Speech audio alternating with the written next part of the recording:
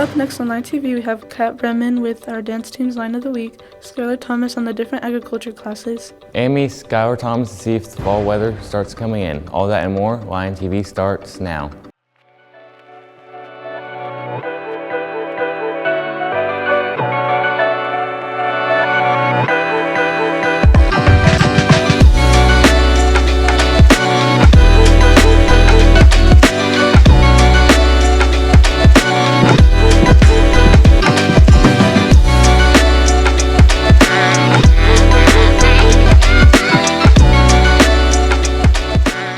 Good morning, Searcy High. Welcome back to Line TV. I'm Marley Snow. And I'm Warren Kemp. Let's get into today's announcements. Students, please be sure you're parking in the space assigned to you. If you are coming to school early for a meeting or an early practice, it is important that you still park in your own parking space. The last day to buy a yearbook at $50 is this Friday, September 27th. Prices raised to $55 through November. Senior yearbook ads are on sale. Buy online through Johnston's or with Ms. Cook. More information can be found on the Searcy School website. Wilbur D. Mills Co-op is hosting an ACT prep session for students on October 22nd. The high school is able to bring 6 students with 2 alternates. The sign-up sheet is in the counselor's office. Deadline to sign up is September 30th. Due to limited space, a committee will determine which students will attend. Sign-ups are limited to juniors and seniors.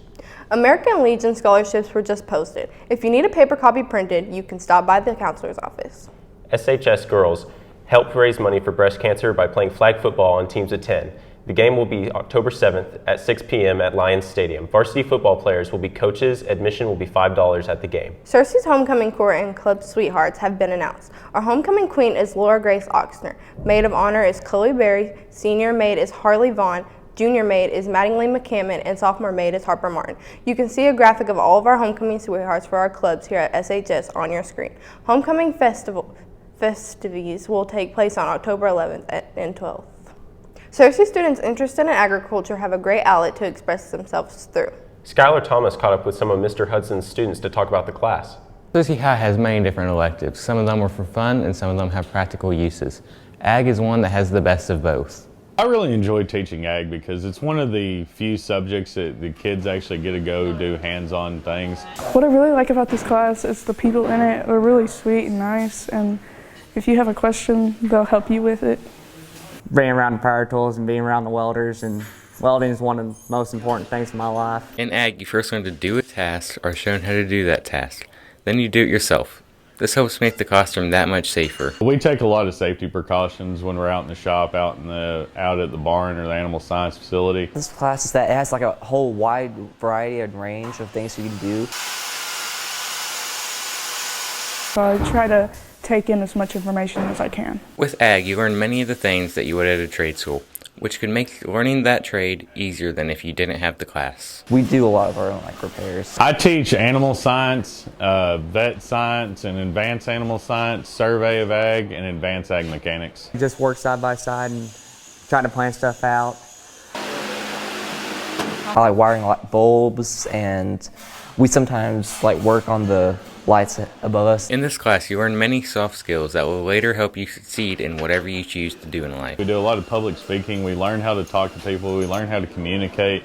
And we do things that are going to be beneficial in life. I take it very seriously because if you're not careful, you can easily cut off like multiple fingers. Yeah, I'd recommend it because it's a really fun and engaging class.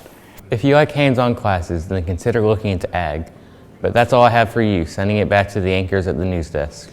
Thanks, Skylar. It's great to get an insight on our classrooms here at SHS. The Pulaski County Sheriff's Office has made an arrest in the murder of 44-year-old Lawrence Nichols, whose body was discovered on September 9th. Detectives with the Pulaski County Sheriff's Office arrested 45-year-old Lavore Moore of Alexander on September 24th for the murder of Lawrence Nichols. He was arrested on charges of capital murder and abuse of a corpse.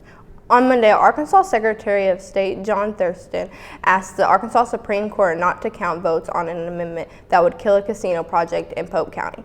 In a letter penned by Attorney General Tim Griffin on behalf of Thurston to the court, they said the petition submitted by the ballot group, Local Voters in Charge, did not comply with the state law. Thurston asserts the group failed to certify paid canvassers. U.S. Secretary of State Anthony Blinken is urging both Israel and Hezbollah to step back from their intensifying conflict, saying that an all-out war would be disastrous for the region and its people. In New York for the annual UN General Assembly, Blinken said Wednesday that the U.S. was working on a plan to de-escalate tensions and allow tens of thousands of Israeli and Lebanese to return safely to their homes and evacuate the border areas. Ohio Sen. J.D. Vance, the Republican vice presidential candidate, is less popular among voters than his Democratic rival, Minnesota Gov. Tim Walz. According to the new survey from the Associated Press NORC Center for Public Affairs Research, both Vance and Walz entered the spotlight this summer as relative political unknowns. As both running mates prepare to address a huge audience in next week's vice presidential debate, Democrats are more positive about Walz and Vice President Kamala Harris than Republicans, and about Vance and former presidential Donald Trump. The findings of the new survey reinforce the challenge for the Republican presidential ticket as voting begins in more and more cities. Temperatures outside seem to be falling. Let's send it over to Skylar Thomas for all of our weather announcements. Let's get right into these weather announcements. Today was a high of 68. It will be rainy, and the rain percent chance will be 93%. Winds north-northwest 14 miles per hour, and a humidity of 87%. Your sunrise was at 6:59 a.m. On to tonight. It will be a low of 62. It will be rainy with a percent chance of 86%. Winds northwest 13 miles per hour, and humidity of 85%. Your sunset will be at 6:55 a.m. On to the almanac. A high of 94, a low of 63. And your monthly precipitation is 6.83 inches, and your month to date is 5.22 inches. On to the 5cast. Saturday will be cloudy with a high of 77, a low of 62, and a precipitation of 15% chance. Sunday will be partly cloudy with a high of 79, low of 62, and a percent chance for rain of 18. Monday will be mostly sunny with 82 high and a low of 62 with a precipitation of 18%. Tuesday will be sunny with 82 high, 55 low, and 7% of precipitation. Wednesday will be sunny with a high of 75, a low of 53, and a precipitation percent chance of 2. Looks like it's going to be a pretty sunny week. I can't wait. All this weather talk has me famished. What's for lunch, Warren? Today for lunch we'll be having spaghetti with Italian meat sauce, classic cheese pizza, classic cheeseburger, chicken and cheese crispito, ham and cheese sub, fresh pear, and some milk. Sounds absolutely delicious. Remember to thank our amazing lunch ladies for all their hard work. I definitely will. You know, I'm wondering how the dance team is doing this year.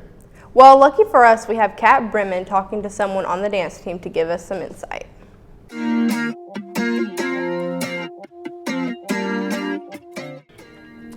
Welcome back to another week of Line of the Week, and our special guest here today is Andrea Gray. So Andrea, what made you want to do dance? I've done dance from a little age.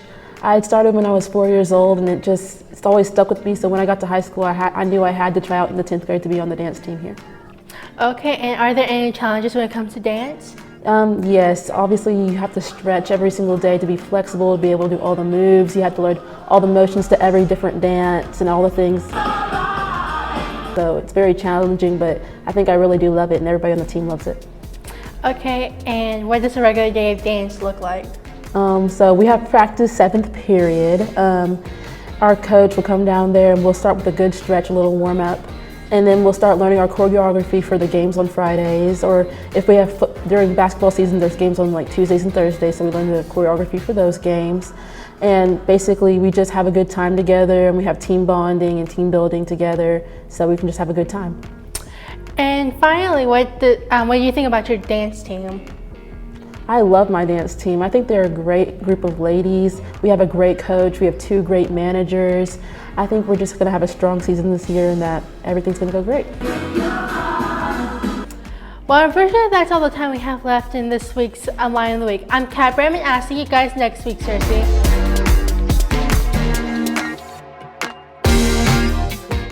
Wow, I didn't know there was a lot that comes into dance. Me neither. And it also has me thinking about what's been going on in the sports world. Well, it's a good thing Jordan Jones is here with all of our updates.